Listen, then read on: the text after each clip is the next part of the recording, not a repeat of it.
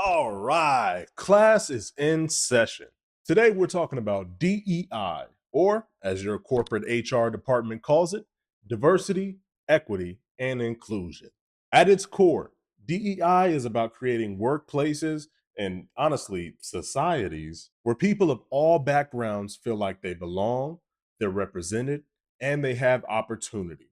It's like a potluck. Diversity means inviting everybody. Equity means you have enough food to fit everybody's dietary restrictions. And inclusion is making sure nobody's eating by themselves in the corner. And let's not act like DEI is just a nice to have. It's backed by hard science. McKinsey and Company has spent years going all over the globe studying organizations. And what they found is that companies with diverse leadership are 33% more likely to outperform their competitors. 33%.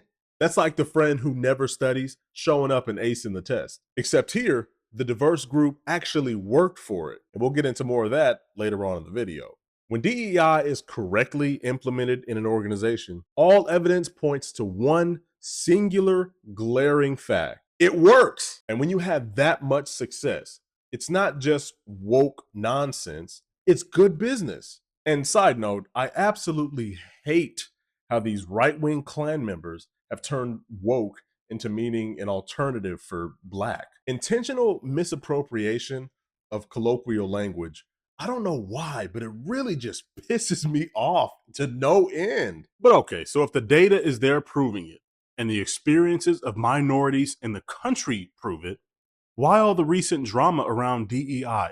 Well, let's talk about that in part two, because this is where things get a little sticky. Girl, I'm finna rock your face.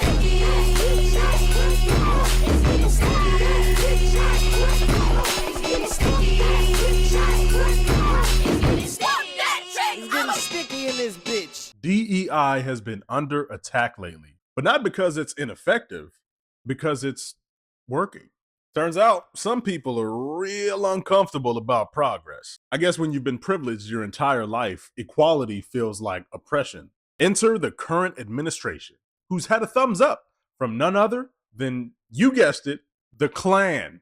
When you're endorsed by literal white supremacists, probably a safe bet to say that your policies aren't exactly pro-diversity. What we're seeing now is a coordinated effort to dismantle DEI policies under the guise of protecting meritocracy. Because obviously, if there's women or minorities in here, there's got to be something going on. You guys can't just be good at your job. I guess I don't exactly see how we scream meritocracy by hiring everybody at our country club.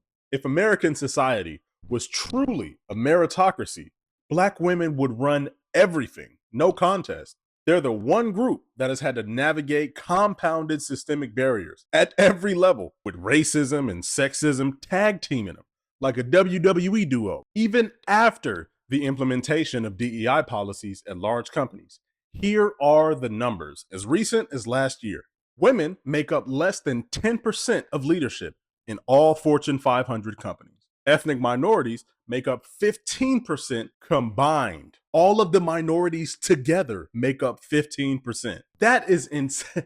Imagine 10 people sitting around a table at a big meeting. For these Fortune 500 companies, for these large businesses, 7 out of 10 of those people at the table are white men. That's what all this fuss is about. 25% of the boardroom changed. Oh my, honestly, it is pathetic how people even believe this is a real issue. But let's get serious for a second. I need us to understand, as a collective, these attacks on DEI are directly tied to systemic racism. They're designed to maintain the status quo, a status quo that overwhelmingly benefits white, male, and often wealthy individuals. And while they might say, oh, we're just trying to prevent discrimination, we know we can cut the bullshit. And you want to know something crazy? I mean, the craziest part of all of this, do you want to know the craziest part? A lot of these DEI programs aren't even being implemented well. It's not like there's an onslaught of unqualified, random Black people they took off the street and handed a job. That's not how this works. That has never been a reality. The reality, though, is that many Black people have been overlooked with the same or even better resumes and qualifications than their white peers. Often overlooked because they have a Black name, or maybe they have locks in their hair, so they didn't fit the company culture. So looking first at the outcomes for white testers, we see that about 34% of whites with no criminal record received a callback or job offer, compared to just 17% of whites with a criminal record. So we see that a criminal record reduces employment opportunities by about 50%. In the case of black testers, 14% of those with no criminal background received a callback or job offer, relative to just 5% of blacks with a criminal record. When we compare the outcomes of the black and white testers side by side, what's most striking is the direct effect of race on the outcomes of these young men. A black applicant with no criminal background received callbacks or job offers at about half the rate of an equally qualified white applicant. But the most surprising finding was really related to blacks with no criminal background relative to whites with a felony conviction.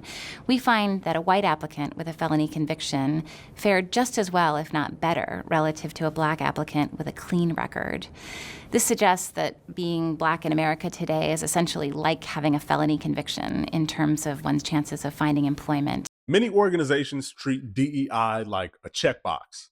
Slap a rainbow flag on your Instagram for Pride Month, call it a day. Or even worse, do a workshop where you just give your manager the mic and he says, don't be racist. Ineffective policies like one-off trainings or performative hiring quotas often create resentment and don't lead to long-term change. It's like trying to fix a flat tire with duct tape. Not only is it lazy, but it doesn't even work. Come shine with me.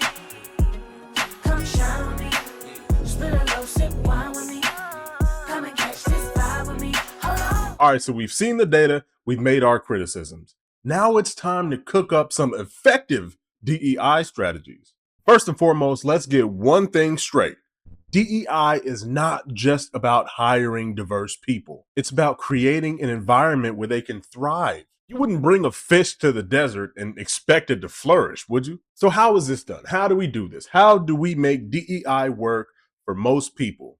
Well, let's break it down. Step one is to start from the top. Leadership is everything. So if your CEO is not on board with your diversity policies, those initiatives are going to be about as effective as a screen door on a submarine. Leaders have to be the ones actively championing diversity and holding themselves accountable. This could look like wanting to understand different cultures or understanding why these policies are necessary in the first place. That is a damn good place to start. 2, data. Use metrics to track progress. Men lie, women lie, but numbers don't. How does representation look across all levels of your organization? Are marginalized people being promoted at the same rates? If you're not measuring it, you're guessing it. And we ain't playing the lottery here. 3, know that DEI, like any change, is a marathon, not a sprint. This isn't a one and done deal. Effective DEI programs include ongoing education, mentorship opportunities, and even community partnerships. Dinasti Publisher found that consistent DEI policies led to actual change within an organization. 4, listen to your employees. This one is huge. The people from marginalized groups know what they need better than any consultant with a PowerPoint. Build feedback loops and act on the feedback that you hear from your employees. And last but not least, normalize equity. Equity is not favoritism. It's simple fairness. It's about leveling the playing field so everybody has an equal shot at success. It's like Mario Kart. Some people start in the front, and other people, unfortunately, are stuck in the back dodging banana peels. Equity would be like giving the people in the back a turbo boost. And here is the really big thing. DEI is not just good for society. It's good for business. It actually has tangible returns. So to the reasonable people out here wondering if shutting down DEI is good because it's gone too far, or you just really don't know what to think. Because let's face it, the White House is a pretty big authority in the United States. All you have to do is look at the numbers. Forget the narrative, forget what people are saying, look at the data.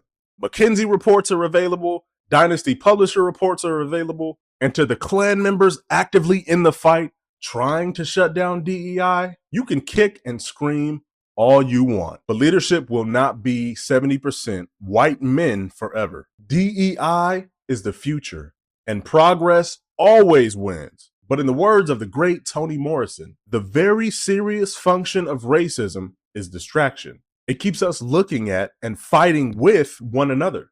So we don't realize that the real fight is not left or right. It should be up versus down. These anti-DEI policies are not just attacks on minorities. These are going to have lasting negative effects on every other group beside rich white men. And how coincidental that at the front of these changes are billionaires, rich white men claiming America to be whatever they want it to be, despite the actual history and what we know to be true. I will always expose racism in policy and in society, and make sure to keep reminding everybody watching these videos that the real fight is against the billionaire class. These Klan members, these racists, these little neo-Nazis, all they're trying to do is get into that court. And we have to stay vigilant. We got to stay focused. Thanks for watching the video. All the sources I mentioned earlier will be linked in the description. So if you want, go ahead and check them out. I'll see you in the next video.